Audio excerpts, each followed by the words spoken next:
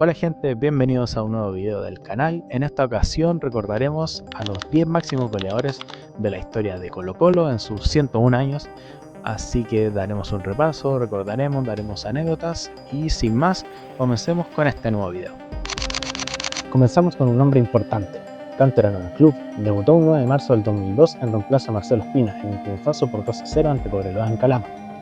Fierro no era un 9 de área, lo que hace que sus 106 goles tengan el doble de mérito. Debutó en la época de la quiebra, fue parte del histórico tetracampeonato Borghi y dejó una tremenda huella en el corazón del hincha colocolino. En el año 2006, en plena Copa Sudamericana, Fierro jugaba en todos lados. Incluso el Vichy Borghi llegó a decir que si le pedían a Gonzalo jugar de arquero, se ponía los guantes y salía a filmar. Un todoterreno que cerró su ciclo con 12 títulos en el cuerpo. Dejamos en la máquina del tiempo hasta los años 50. En el puesto 9 está un hombre que se identificó tanto con el club que su apodo era, literalmente, el nombre del equipo.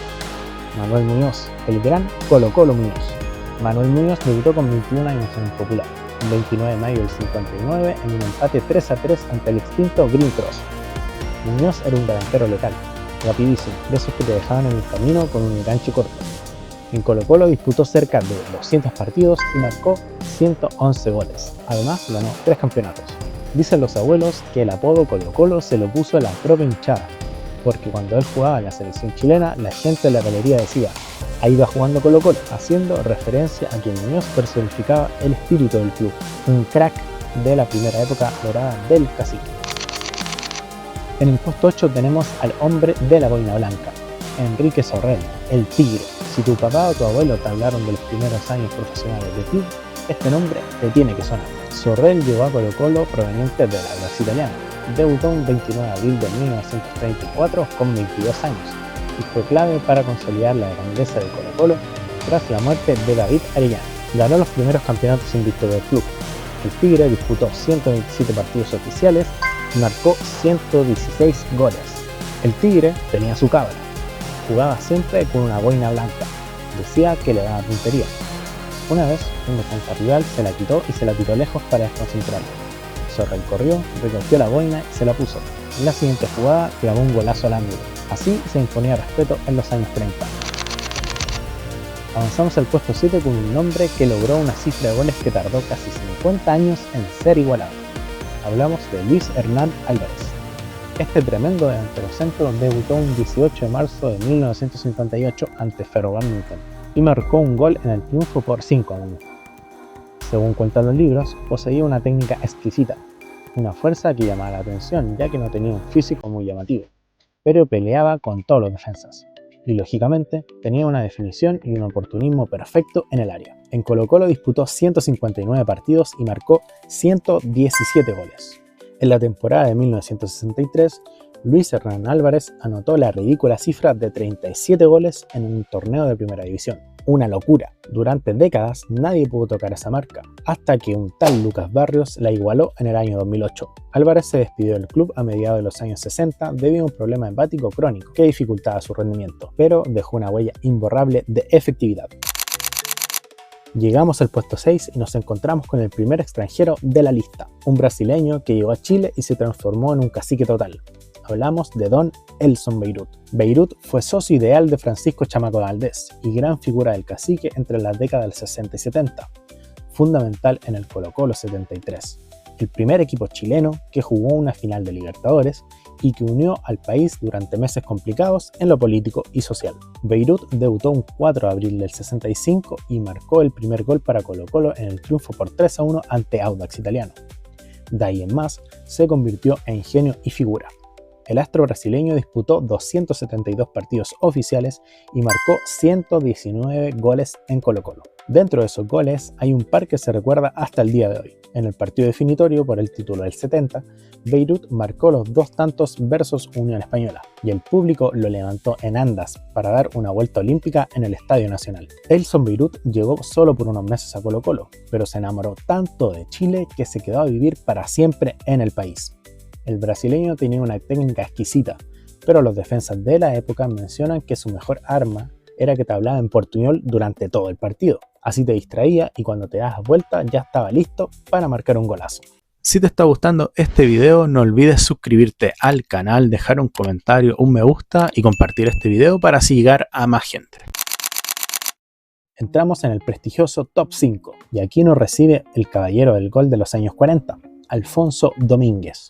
Alfonso Domínguez llegó a Colo-Colo en el año 39 desde Unión Española y de inmediato marcó diferencias. Aquel año el Cacique conquistó su segundo título profesional, marcando 91 goles. De esos, 29 fueron de Domínguez. Fue pieza clave del ataque y con la dirección técnica de Franz Platko logró ser campeón invicto en el 1941. Domínguez ganó 4 títulos nacionales, disputó 170 partidos y marcó 130 goles. Domínguez era conocido por su fuerte temperamento. En una época donde el fútbol era de guapos, Domínguez no se dejaba amedrentar por ningún defensa rústico. En un clásico contra la Universidad de Chile, tras recibir patadas durante todo el partido, anotó el gol del triunfo, y en vez de celebrarlo con sus compañeros, fue directo a cantarle el gol en la cara al defensa azul. Sin duda, un goleador con una personalidad de sobra. En el puesto 4, el extranjero más goleador de la historia del club. El hombre que armó una sociedad de culto con Carlos Caselli, el gran Severino Vasconcelos. Severino llegó al Cacique con 26 años proveniente del Inter de Porto Alegre. Debutó en la primera fecha del campeonato de 1979. Colo-Colo goleó por 7-2 a Santiago Wanderers y Vasconcelos marcó un gol. El vasco era pura alegría brasileña, pero con una efectividad letal en el mediocampo. Ganó 3 títulos nacionales y se metió a la hinchada en el bolsillo. El brasileño, que portaba la número 10 en su espalda, formó una de las mejores duplas de ataque de la historia de Colo-Colo. Junto a Carlos Caselli, hicieron temblar a todas las defensas del fútbol chileno durante varios años. El propio Vasconcelos comentaba que con solo una mirada ya sabía dónde poner el pase. No practicaban mucho los entrenamientos, sino que todo fluía en la cancha. Vasconcelos disputó 300 partidos oficiales en Colo-Colo y marcó 131 goles. Vasconcelos era famoso por su estilo de vida alegre y su amor por la noche santiaguina, algo que los técnicos de la época le daba algunos dolores de cabeza. Pero el tipo era tan profesional en la cancha que jugaba los domingos a las 4 de la tarde con un calor tremendo, corría los 90 minutos, metía 2 goles y la hinchada terminaba coreando su nombre. Llegamos al podio, nos ponemos de pie. El puesto número 3 es para el último gran héroe del siglo XXI. El hombre que volvía locos a los archirrivales en los superclásicos, Esteban Efraín Paredes Quintanilla, Bisogol, el tanque. Paredes es el último gran ídolo de Colo-Colo. Curiosamente llegó entre comillas tarde al Cacique, con 29 años desde Santiago Morning. Paredes fue presentado un 23 de junio del 2009 y debutó un par de semanas después en la primera fecha de clausura. En su primer torneo ya quedó en la historia con esos 2 golazos en la final ante Católica para bajar la estrella 29. Esteban Efraín disputó 318 partidos oficiales y marcó 198 goles. En Colo-Colo superó el récord como máximo goleador del fútbol chileno y el máximo goleador chileno en Copa Libertadores. Todo el mundo recuerda el gol del récord contra la Vuelta 2019, pero la mística de Paredes se veía en todos los superclásicos. Él mismo confesó alguna vez que durante la semana previa a jugar contra la U de Chile no importaba si venía lesionado, con dolores o sin entrenar. Se ponía la jineta, entraba a la cancha y el gol estaba garantizado. Paredes dejó el club tras finalizar la temporada 2020, con 8 títulos y una marca goleadora que difícilmente se podrá igualar. Y entramos en la zona de los 200. En el puesto número 2 está un hombre que es sinónimo de elegancia, talento y una pegada magistral. El gran capitán de Colo-Colo, Francisco Chamaco Valdés. Francisco Valdés debutó un 26 de enero de 1961 en un duelo ante Cerro Porteño, en donde además marcó el gol de la victoria. Ojo con este dato, Chamaco no era un delantero centro, era mediocampista de creación, una mezcla entre lo que se conoce como un 10 y un 8.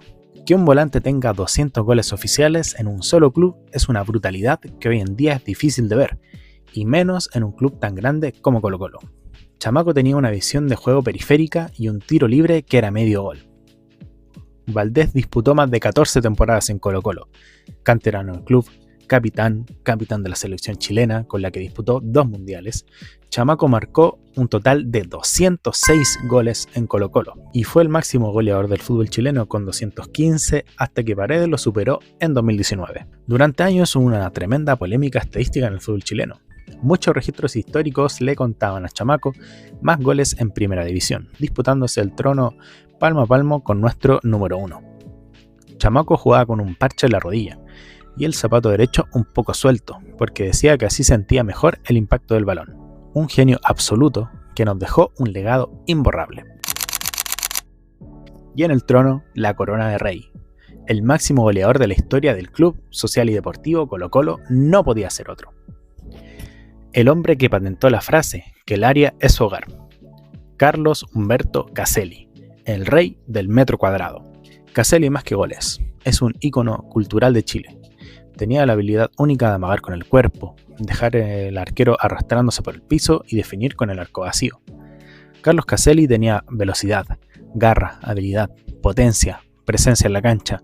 Era guapo con los rivales, no se quedaba callado al pelear con los dirigentes ni con los árbitros. Un jugador potente. El propio Caselli comentó una vez que si tomáramos a Alexis Sánchez y Humberto Suazo y lo mezcláramos, ahí recién saldría un Caselli. Y no exageraba. Ganó 5 títulos nacionales y 3 Copas Chile. Llegó a la final de la Copa Libertadores 73, en donde además fue el goleador del torneo.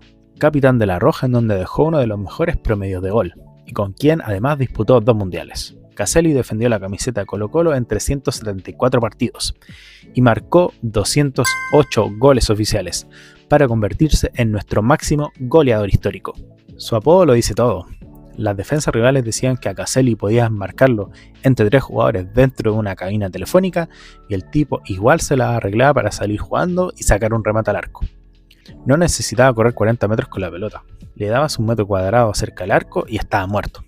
Caselli no solo fue un genio dentro de la cancha, sino que fue una figura que trascendió más allá. Tuvo una valentía política en tiempos complejos que hasta el día de hoy se lo recuerda.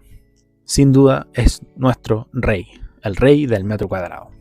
Y con el recuerdo de Carlos Humberto Caselli terminamos este video. 10 grandes nombres que quedaron en la historia de Colo-Colo. Déjame un comentario con el nombre que quizás más te llamó la atención. En la investigación que realicé, encontrar por ejemplo a Severino Vasconcelos como el número 4 me llamó la atención, ya que no era delantero, era volante, y cuántos pases gol debe haber entregado tanto a Carlos Humberto Caselli como a sus demás compañeros. Un crack, el brasileño.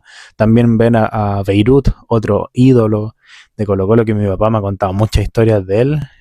Fue bonito recrear un poquito ahí con estos videos que hice a partir de las fotos, así que eso. Deja tu me gusta, un comentario y nos vemos en un siguiente video.